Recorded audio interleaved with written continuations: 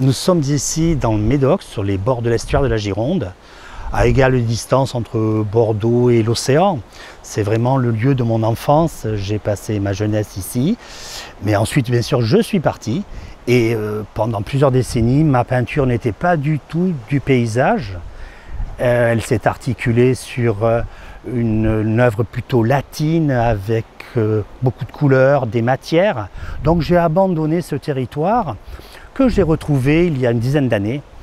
Et j'ai pris conscience en revenant vraiment que je m'étais construit ici et j'ai eu envie de développer une œuvre autour du paysage marin, c'est-à-dire ces grands espaces, les jeux de lumière, les jeux d'eau et surtout, il me semble, l'horizon qui est un peu un mystère pour moi, que je recherche en permanence à placer dans mes œuvres.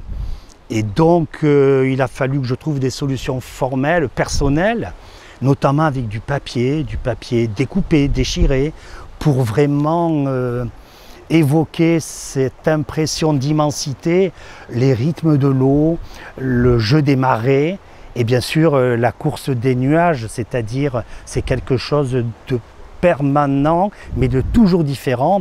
Et ça, je me suis penché pendant, surtout dans l'atelier, pendant des années, pour évoquer ce sentiment d'estuaire, de solitude et de silence marin, disons.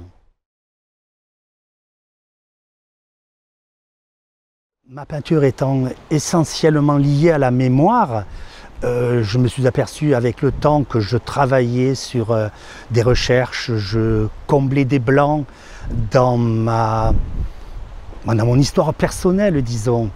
Et après avoir vraiment développé, je me suis vraiment investi dans cette espèce d'archéologie intime.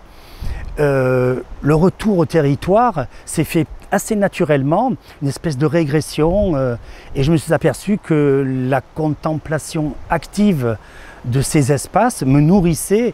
J'avais, oui, comme une introspection, on est face à la solitude, on pense peut-être à cette notion un peu romantique, c'est vrai, du 19e siècle, le moine regardant la mer de Friedrich, peut-être à Palavas, je pense à cette peinture de Courbet qui est face à l'immensité, et c'est le lieu révélateur, je pense, et dans les peintures qui seront présentées, il y aura une articulation et il y aura des liens qui se feront malgré les distances temporelles.